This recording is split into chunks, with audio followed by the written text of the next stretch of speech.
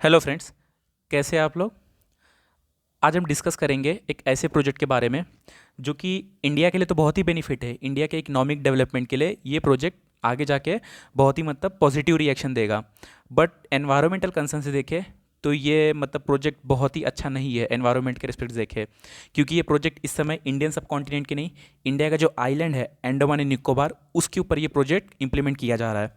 और ये भी उस जगह पे जहाँ पे जो कि एरिया बायोस्फीयर रिजर्व या नेशनल पार्क, बहुत सारी स्पीशीज़, ट्राइब्स, वहाँ पे इस प्रोजेक्ट को इम्प्लीमेंट किया जा रहा है। ठीक है, तो उसी के बारे में डिस्कस करेंगे। ये प्रोजेक्ट कहाँ पे इम्प्लीमेंट किया जा रहा है, इसके लिए कौन से ट्राइब्स को रिप्लेस किया जा रहा है, कितने पेड़ को काटे जा रहे हैं, इससे इंडिया को क्या बेनिफिट मिलेगा, सब कुछ हम डिस्कस करेंगे। ठीक है, एक एक करके। फर्स्ट ऑफ ऑल मैं आपको मार्क के थ्रू एक्सप्लेन कर दूंगा, 1 मिनट। हाँ, ये आप देख रहे हो म्यांमार। ठीक है, ये है म्यांमार। म्यांमार के नीचे ये है अंडमान आइलैंड, ये है अंडमान आइलैंड। देन ये है निकोबार आइलैंड। ठीक है, और वो लाइन जो अंडमान और निकोबार को सेपरेट करती है वो कौन सी लाइन है, तो वो 10 डिग्री चैनल है। ठीक है, 10 degree channel separate the Andaman and Nicobar island. Then अब अंडमान में भी एक डंकन पैसेज है, इस पैसेज को ध्यान रख लेना, जो कि south Andaman and little Andaman के बीच में है, ये डंकन पैसेज। ओके, ये है अंडमान निकोबार का आइलैंड। देन साउथ अंडमान जो है या नॉर्थ अंडमान, इसके वेस्ट में एक आइलैंड आपको दिखेगा, बैरन आइलैंड। ठीक है, ये बैरन आइलैंड, तो ये बैरन आइलैंड जो है ये वॉल्केनिक आइलैंड है। तो इट इज़ इंडिया का ओनली एक्टिव वॉल्केनो आइलैंड। तो अगर क्वेश्चन आ जाएगा कि इंडिया का एक्टिव वॉल्केनो कहाँ पे है, तो एक ही जगह है अंडमान सी में। कहाँ पे, बैरन आइलैंड पे। वो कहाँ पे है, तो जस्ट अंडमान के वेस्ट में है। ठीक है, देन अब आते निकोबार पे। तो निकोबार पे 3 आइलैंड है, car Nicobar, little Nicobar and great Nicobar. और जिस प्रोजेक्ट के बारे में हम डिस्कस करेंगे वो है ग्रेट निकोबार पे। ठीक है, इंडिया का जो सदर्न मोस्ट पॉइंट है ना, इंदिरा पॉइंट, वो यहीं लोकेटेड है ग्रेट निकोबार पे। इंडिया का southern most point Indira point. 2004 के जो सुनामी आया था उसमें ये सबमर्ज हो गया था, आधा डूब चुका था, बट अभी वापस से रीइमर्ज हो चुका है। तो ग्रेट निकोबार के बारे में आज हम पढ़ेंगे कि यहाँ पे ये प्रोजेक्ट जो है, ये प्रोजेक्ट से इंडिया को क्या बेनिफिट मिलेगा और यहाँ पे क्या कंसर्न होगा। फर्स्ट ऑफ ऑल जो प्रोजेक्ट का नाम है वो आप देख लीजिए। प्रोजेक्ट है ICTP, international container transshipment project. Project का नाम है ICTP, international container transshipment project. Then ये प्रोजेक्ट कौन से मिनिस्ट्री के अंदर है, तो ministry of port, shipping and waterway. तो सिंपल, पोर्ट हम बना रहे हैं एक आइलैंड पे। ठीक है, तो obviously ministry of port, shipping and waterway इसको इम्प्लीमेंट करेगा। तो इन्होंने क्या किया है, बिड्स लगाए। बिड्स मतलब वही कि प्रोजेक्ट के लिए कौन फंडिंग या प्राइवेट कंपनीज इन्वॉल्व है, कौन कौन कौन। तो ये प्रोजेक्ट को मिलके इन लोग यहाँ इम्प्लीमेंट करेंगे ग्रेट निकोबार पे। अच्छा, इससे पहले ही ministry of environment, forest and climate change, ठीक है, MOEFCC, इन्होंने एनवायरमेंटल क्लियरेंस दे चुके हैं इस प्रोजेक्ट के लिए। होता है ना कि जब आप प्रोजेक्ट कुछ भी इंप्लीमेंट करने जाओगे तो फर्स्ट ऑफ ऑल आपको एनवायरमेंटल क्लियरेंस लेना पड़ता है ministry of environment, forest and climate change से। अगर एनवायरमेंट क्लियरेंस नहीं मिला, एनवायरमेंट क्लियरेंस एक टाइप का क्लियरेंस है कि आप जो प्लांट कर रहे हो उससे कितना पॉल्यूशन निकल रहा है, उससे बाकी लोगों को क्या इंप्लीमेंट हो रहा है, कितना वाटर पॉल्यूशन, एयर पॉल्यूशन, सब कुछ ये करके। तो एनवायरमेंटल क्लियरेंस मिल चुका है और अब प्रोजेक्ट ये इंप्लीमेंट हो रहा है। ठीक है, देन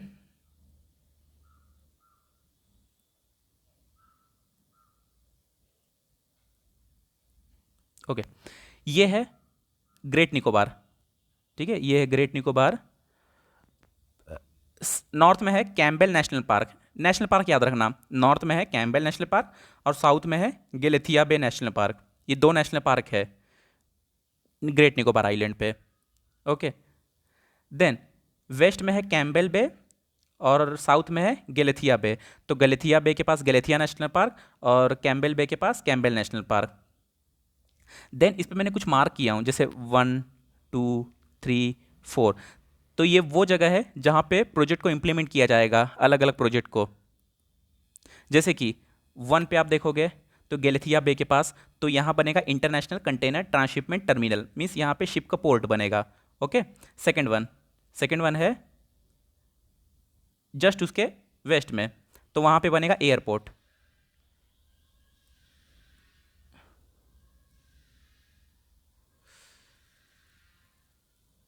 एक मिनट, हाँ, इस पे बनेगा जो ये सेकंड नंबर है, यहाँ पे बनेगा international airport.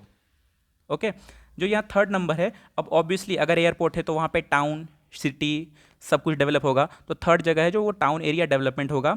And fourth one is ये जो गैलेथिया नेशनल पार्क में है, यहाँ पे बनेगा पावर प्लांट। अब इसी पावर प्लांट को इम्प्लीमेंट करने के लिए अप्रोक्सीमेटली 9 लाख 9 से 10 लाख ट्रीज को काटा जाएगा। ये एक एनवायरमेंट बहुत बड़ा कंसर्न होगा। देन कोई भी प्रोजेक्ट इंप्लीमेंट करते हैं तो उसके लिए एक नोडल एजेंसी होता है, ठीक है। तो नोडल एजेंसी यहाँ पे कौन सा है इस प्रोजेक्ट के लिए, तो वो है Shyam Prasad Mukherjee port, Kolkata based port है ये, श्याम प्रसाद मुखर्जी पोर्ट, ये नोडल एजेंसी है for the implementation of this project. ये प्रोजेक्ट कहाँ पे बन रहा है, तो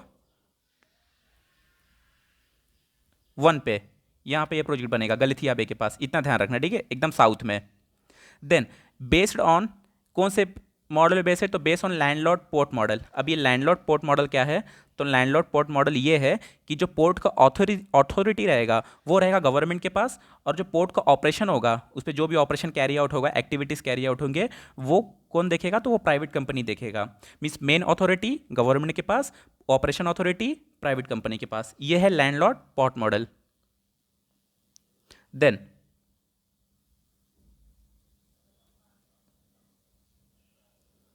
इसका सिग्निफिकेंस क्या है, तो सिग्निफिकेंस ये जितने भी मैंने पॉइंट्स लिखे मैं एक एक करके आपको पूरा एक्सप्लेन करूंगा, ठीक है, आप ध्यान सुनिए। First of all, proximity near to international trade route 40 nautical miles के आसपास, प्रॉक्सिमिटी इज नियरेस्ट, तो किसके नियरेस्ट है, तो आप ये मैप देखिए, ये मैप यहाँ हम बना रहे हैं ना अंडमान निकोबार, यहाँ से मलक्का पोर्ट, यहाँ से कोलंबो पोर्ट पास में है। तो इससे क्या हुआ, इससे क्या बेनिफिट मिलेगा, तो बेनिफिट ये मिलेगा, इससे पहले इंडिया को पर ईयर $200 मिलियन का लॉस होता था, इंडिया को पर ईयर $200 मिलियन का लॉस होता था। क्यों लॉस होता था, क्योंकि इंडिया के पास उतना वेल इंफ्रास्ट्रक्चर पोर्ट है नहीं। एक मिनट,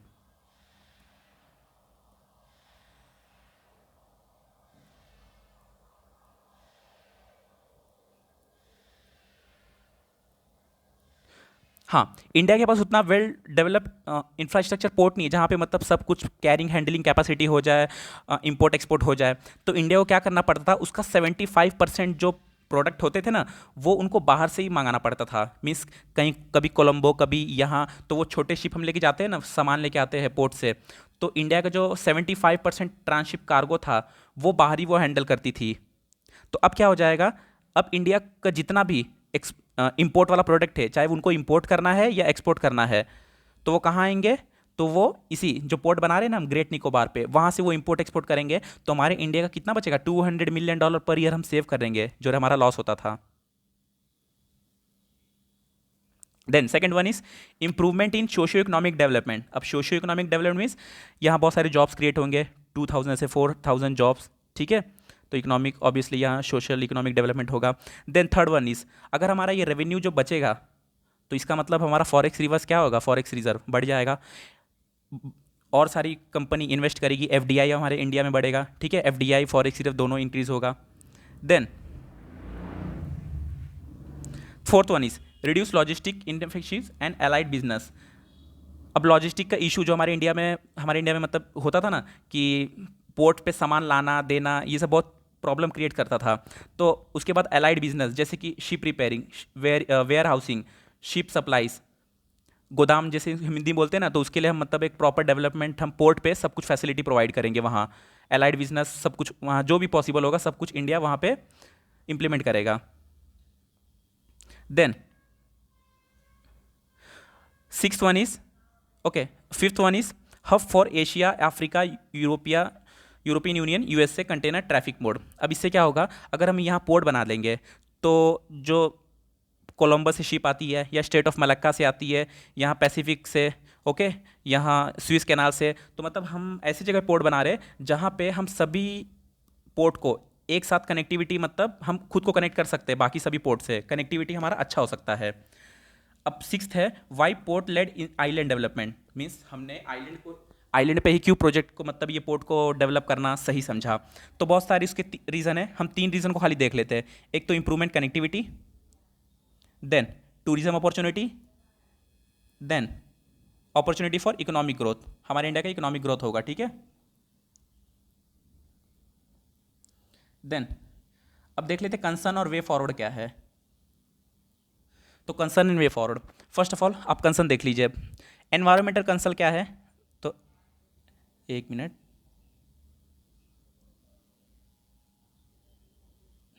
एनवायरमेंटल कंसर्न क्या है, तो जो गलेथिया बे नेशनल पार्क है ना, वहाँ पे जायंट लेदरबैक टर्टल पाया जाता है। ये ध्यान रखना, ये क्वेश्चन ही पूछ लेते हैं कभी कभी कि जो गलेथिया बे है ग्रेट निकोबार पे, वहाँ कौन सी स्पीशीज ज़्यादा है।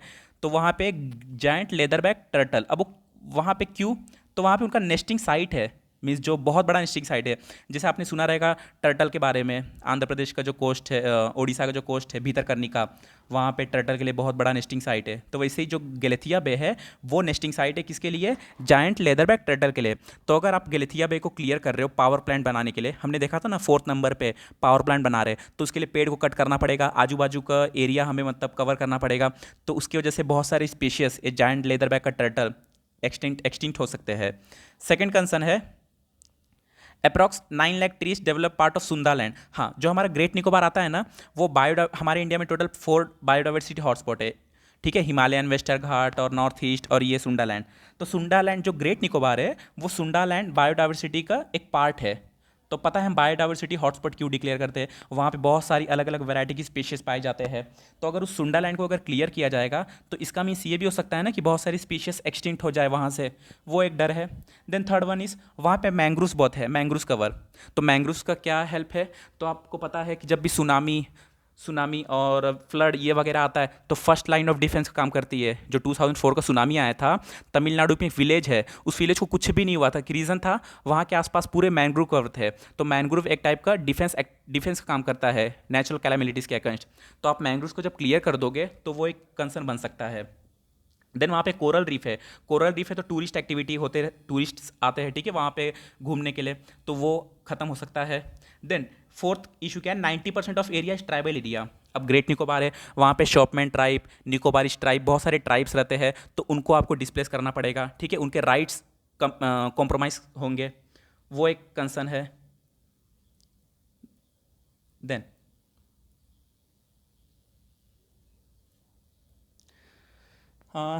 हाँ, पीवी या वुलनरेबल ट्राइबल ग्रुप, ये भी मतलब इनके जितने भी राइट्स हैं सब कॉम्प्रोमाइज़ करने पड़ेंगे। Fifth one is the most important point, यहाँ पे आपको पता है 2004 को जो सुनामी आया था, यहाँ पे इंडियन कॉन्टिनेंट प्लेट है, ऑस्ट्रेलियन प्लेट, फिलीपींस प्लेट, सुंडा प्लेट, बहुत सारे प्लेट है, Burma plate, small small plate. तो आपको पता है जहाँ पे प्लेट सब मिक्स होते हैं वहाँ पे अर्थक्वेक, सुनामी, ये सब आने का चांस बहुत ज़्यादा रहता है। तो ये एक इशू है, ठीक है, प्रोजेक्ट को लेके। देन आप ये देख लीजिए कि एक मिनट, हाँ, वे फॉरवर्ड क्या है, हमें सबसे पहले एक बायोडाइवर्सिटी कंजर्वेशन प्लान बनाना पड़ेगा। क्यों, क्योंकि हम जो कोरल रीफ्स को डिस्ट्रॉय होगा उस प्रोजेक्ट की वजह से, हमें इसको ट्रांसलोकेट करना पड़ेगा, और इंडिया ने सक्सेसफुली ये कर लिए है, ठीक है, ट्रांसलोकेट कोरल रीफ का ट्रांसलोकेशन ये लोग ने कर लिया है। Then specific condition for wildlife species, जो वाइल्ड लाइफ स्पीशीज है उनके लिए कुछ स्पेसिफिक कंडीशन, ताकि उनको कुछ आपके पावर प्लांट या एयरपोर्ट से इफेक्ट ना पहुंचे। जो भी आप कुछ डेवलपमेंट करोगे, पोर्ट बनाओगे, टाउन, सिटी, शिप, इनमें मतलब वो बांधा नहीं आने चाहिए। Then third one is package for the welfare of the development of various type. अब बहुत सारे वेरियस टाइप्स को अपना राइट कॉम्प्रोमाइज़ करना पड़ेगा, उनको वो डिस्प्लेस करना पड़ेगा, कहीं और जाना पड़ेगा। तो गवर्नमेंट उनके लिए वेलफेयर पैकेज, उनके डेवलपमेंट के लिए, स्कूल्स के लिए, बेनिफिट्स के लिए, जो भी है उनके लिए गवर्नमेंट वो करे। Then fourth one is disaster relief infrastructure. आप इंफ्रास्ट्रक्चर ऐसे क्रिएट करो जिससे कि डिजास्टर आने पे वो सह सके, ठीक है। Then fourth wise early warning system, ये बहुत ही इंपॉर्टेंट है। बिना अर्ली वार्निंग सिस्टम के आप किसी भी आइलैंड पे प्रोजेक्ट नहीं बना सकते हो, स्पेशली पैसिफिक आइलैंड के आसपास, क्योंकि ये सिस्मिक जोन में आता है। यहाँ बहुत सारे प्लेट्स जो है टेक्टोनिक, वॉल्केनिक, अर्थक्वेक आते ही रहते हैं, कभी वॉल्केनिक करप्ट हो जाएगा, कभी अर्थक्वेक आ जाएगा, कभी सुनामी आ जाएगा। तो बिना अर्ली वार्निंग सिस्टम के आप प्रोजेक्ट को इंप्लीमेंट नहीं कर सकते हो। तो अर्ली वार्निंग सिस्टम हमें वहाँ पे मतलब फिट करना पड़ेगा। देन एक है नेशनल लॉजिस्टिक पोर्टल, ठीक है। ये एक पोर्टल, ये ऑनलाइन पोर्टल है, गवर्नमेंट ऑफ इंडिया ने इसको अप्रूवल बाहर क्या बोलते हैं, नेशनल लॉजिस्टिक पोर्टल जो है ये मरीन के रिलेटेड है। इसको ministry of commerce and industry ने मिल के इसको ऑर्गेनाइज किया है सेंट्रल गवर्नमेंट के साथ, ठीक है। अब ये कवर क्या क्या करेगा, तो it cover all modes of transport, जैसे कि वाटर, लैंड, एयर, सब कुछ। Second, increase efficiency and transparency by reducing logistic cost. तो ये जो पोर्टल है इसके थ्रू हमारे इंडिया का जितना भी एक्सपोर्ट इंपोर्ट का जो भी कुछ एफिशिएंसी है वो रिड्यूस हो जाएगा। ई मार्केट प्लेस, यहाँ पे मतलब बाइंग सेलिंग वाला जो प्रोसेस है ना वो होगा। तो बस आप इतना आप नहीं भी ध्यान रखें तो भी बस इतना ध्यान रखना कि नेशनल लॉजिस्टिक पोर्टल मरीन, इसको गवर्नमेंट ऑफ इंडिया ने ministry of commerce and industry के साथ मिलके ओपन किया है, ठीक है। तो ये थे ये प्रोजेक्ट के बारे में।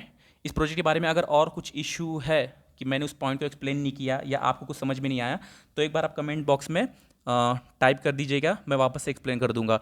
और इसके रिलेटेड अगर और कुछ इशू है तो आप कमेंट बॉक्स में बिल्कुल आप टाइप कर सकते हो। और कुछ आपको न्यूज़ चाहिए एनवायरनमेंट के रिलेटेड तो आप बिंदास बिल्कुल बता सकते हो कि इसके रिलेटेड भी वीडियो बना दीजिए, ठीक है, तो वो बन जाएगा। Okay, thank you.